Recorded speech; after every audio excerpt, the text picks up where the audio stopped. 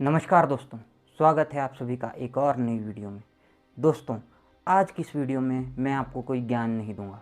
आज की इस वीडियो में मैं आपको बताऊंगा एक ऐसे बम के बारे में जो 64 साल से गुम है और 64 साल से पूरी दुनिया उस बम की तलाश कर रही है, लेकिन आज तक वो बम नहीं मिल पाया है।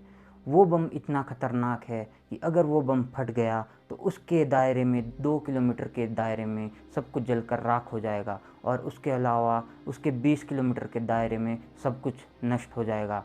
उसके 2 किलोमीटर के दायरे में पूरी तरह से आग लग जाएगी और सब कुछ जो भी उसके लपेट में आएगा वो सब नष्ट हो जाएगा।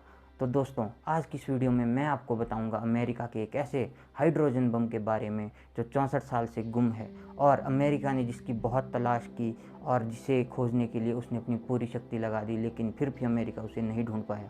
तो चलिए दोस्तों, बिना किसी देर के आज की इस वीडियो को शुरू करते हैं। तो दोस्तों, ये बात है 5 फरवरी 1958 की, जब एक अमेरिकन एयरफोर्स का पायलट हावर्ड रिचर्डसन अपने B-47 विमान को लेकर इस हाइड्रोजन बम को लेकर उसकी उड़ान भरता है और उसे यह बम फ्लोरिडा एयरबेस पर लेकर जाना था। तो जैसे ही वो अपनी फ़्लाइट भरता है तो सब कुछ सही रहता है। तो जैसे जैसे दोपहर ढलती जाती है और शाम का वक्त आता है तो ठीक उसी समय पर एक और फ्लाइट जो कि एक फाइटर जेट था वो भी उसी रूट पर आ जाता है और जो हावर्ड रिचर्डसन का जिसमें ये हाइड्रोजन बम ले जाया जा रहा था वो विमान इस दूसरे प्लेन को डिटेक्ट नहीं कर पाता है। इस प्लेन का रडार इसे डिटेक्ट करने में फेल हो जाता है। तो ऐसे में ये दोनों विमान एक ही रूट पर उड़ते रहते हैं और कुछ समय के बाद ये दोनों विमान आमने सामने आ जाते हैं। तो ऐसे में बहुत ज़्यादा स्पीड होने के कारण जब दोनों प्लेन के पायलट एक अपनी डायरेक्शन चेंज करने लगते हैं, ठीक उसी समय पर दोनों प्लेन आपस में टकरा जाते हैं और दोनों प्लेन के पंख आपस में टकरा जाते हैं।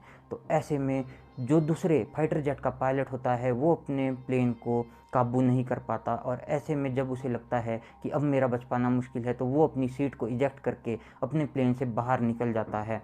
और यहाँ पर गनीमत की बात यह है कि जो उसका प्लेन है वो एक पंख के सहारे उड़ता रहता है और एक खेत में लैंड कर जाता है। तो ऐसे में ना उस पायलट की जान जाती है और ना ही प्लेन का कोई और नुकसान होता है। इसके अलावा अगर हम बात करें उस प्लेन के बारे में जिसमें कि हाइड्रोजन बम ले जाया जा रहा था, यानी कि B-47 विमान, तो उसके फ्यूल टैंक को बहुत ज़्यादा डैमेज पहुंचता है और वो डैमेज हो जाता है पूरी तरह से। तो ऐसे में अब इस प्लेन को फ्लोरिडा एयरबेस तक ले जाना नामुमकिन था। तो ऐसे में उस फ्लाइट का पायलट हावर्ड रिचर्डसन वहाँ पर पता करता है कि यहाँ पास में कोई बेस कैंप है या नहीं।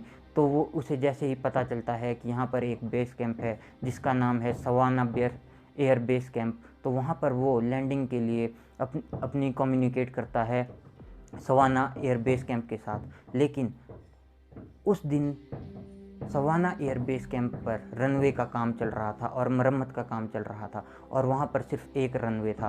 तो ऐसे में वहाँ पर प्लेन को लैंड करना बहुत ही रिस्की था क्योंकि प्लेन में हाइड्रोजन बम था और अगर ये हाइड्रोजन बम ब्लास्ट हो जाता तो कितना नुकसान हो सकता था इसका अंदाज़ा आप लगा सकते हैं। इस हाइड्रोजन बम की ताकत का अंदाज़ा आप इस बात से लगा सकते हैं कि जो हिरोशिमा और नागासाकी पर बम गिराए गए थे ये बम उन बमों से 1000 गुना ज़्यादा ताकतवर है। तो अगर ये बम फट जाता तो हिरोशिमा और नागासाकी से भी 1000 गुना ज़्यादा तबाही हो सकती थी। तो ऐसे में उस पायलट ने अपने प्लेन को लैंड कराने का निर्णय कैंसिल कर दिया और उसने अपनी हायर अथॉरिटीज़ से बात की कि ऐसी प्रॉब्लम हो चुकी है और मेरा प्लेन एक दूसरे प्लेन के साथ क्रैश कर चुका है। तो ऐसे में उसने हायर अथॉरिटीज़ से परमिशन ली कि अब वो इस हाइड्रोजन बम को समुद्र में गिराना चाहता है। तो हायर अथॉरिटीज़ से उसे परमिशन मिल जाती है और फिर वो अपने प्लेन को लेकर समुद्र की तरफ जाने लगता है और जैसे ही वो समुद्र के ऊपर पहुंचता है तो वो उस हाइड्रोजन बम को अपने प्लेन से गिरा देता है। हाइड्रोजन बम को प्लेन से गिराने के बाद वो पायलट वापस सवाना एयर बेस कैंप पर पहुंचता है और वहां पर अपने प्लेन को लैंड कराता है और खुशकिस्मती से उसका प्लेन अच्छे से लैंड कर जाता है और पायलट की जान बच जाती है। तो इसके बाद इस बात का पता हायर अथॉरिटीज़ को भी चल जाता है कि ऐसा कुछ हुआ है और एक हाइड्रोजन बम को समुद्र में गिराया गया है। तो जैसे ही हायर अथॉरिटीज़ को इसका पता चलता है तो अगले 24 घंटे के अंदर American air force, American navy, American army की स्पेशल फोर्सेस को इस हाइड्रोजन बम को ढूंढने के लिए भेजा जाता है। अब उन्हें उम्मीद होती है कि पायलट को उस बम की लोकेशन का अच्छे से पता है, तो ऐसे में उन्हें इस बम को ढूंढने में कोई भी कठिनाई का सामना नहीं करना पड़ेगा। लेकिन होता बिल्कुल इसके उलट है। वो लोग जैसे ही बम की तलाश शुरू करते हैं तो कुछ समय के बाद उन्हें लगता है कि हमें बम मिल जाएगा, लेकिन जैसे जैसे समय बीतता जाता है तो बम का कोई भी नामो निशान नहीं मिलता।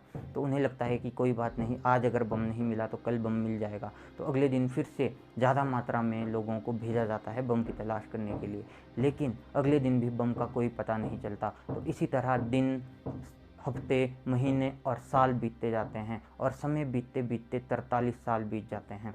43 साल तक अमेरिका इस बम को ढूंढने के लिए अलग अलग ऑपरेशन चलाता रहता है, बहुत सारा पैसा खर्च करता है, और बहुत सारे लोगों की जान भी इसे ढूंढने में जाती है। लेकिन अमेरिका 43 साल के बाद यानी 2001 में ये डिक्लेयर कर देता है कि अब ये बम जहाँ पर भी है इसे रहने दिया जाए, इसके साथ कोई भी छेड़छाड़ ना की जाए, क्योंकि अगर इस बम के साथ कोई छेड़छाड़ की गई तो हो सकता है कि ये ब्लास्ट हो जाए। अमेरिका ने एक और स्टेटमेंट दी थी कि इस बम में हमने वो डेटोनेटर डाला ही नहीं है जिससे कि ये एक्टिव होता है। ऐसा अमेरिका ने इसलिए किया क्योंकि लोगों को बहुत ज़्यादा डर था कि अगर ये पर हर हाइड्रोजन बम फट गया तो उनकी जान को कितना खतरा हो सकता है। तो ऐसे में अमेरिका ने लोगों को टेंशन ना हो और लोग डर कर ना मरें, इसलिए अमेरिका ने ये कहा कि उन्होंने इस बम में डेटोनेटर डाला ही नहीं है। और 64 साल से वो बम किसी ऐसी जगह पर जा चुका है जहाँ से उसे आज तक ढूंढा नहीं जा सका।